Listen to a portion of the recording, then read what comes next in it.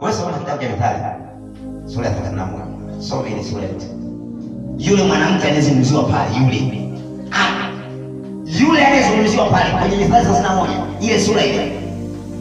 Ukiwa kama yule, nakwambia ukweli, kuna kesi nyingi sana unazoziona kwenye ndoa yako.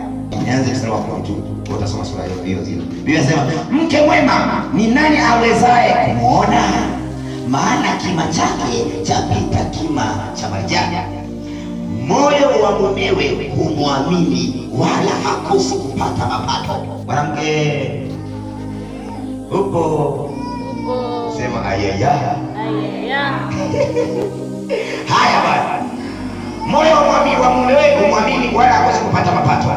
Humtendea mema, wala si mabaya siku zote za maisha yake.